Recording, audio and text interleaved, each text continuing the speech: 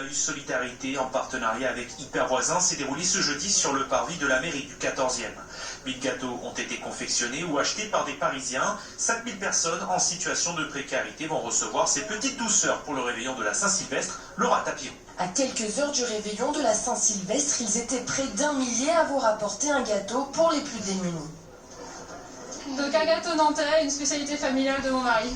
J'ai pris voilà, des petits gâteaux, bien voilà, comme ça, avec voilà, pour le nouvel an. C'est pour faire une petite action de partage, avec la fin de l'année qui a été quand même extrêmement difficile.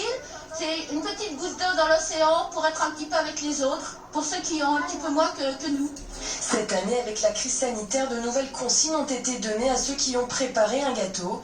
Malgré ces restrictions, cela n'a pas freiné l'élan de solidarité des Parisiens.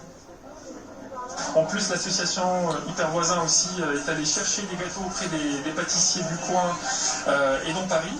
Et plus de 1000 gâteaux donc, ont été confectionnés et qui vont être servis ce soir auprès de 60 centres d'hébergement d'Emmaüs Solidarité à Paris et en Ile-de-France.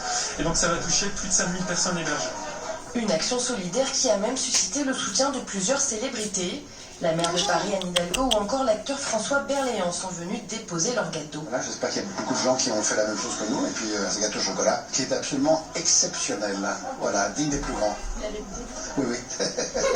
3600, c'est le nombre de personnes sans abri qui ont été recensées à Paris en 2020. La météo.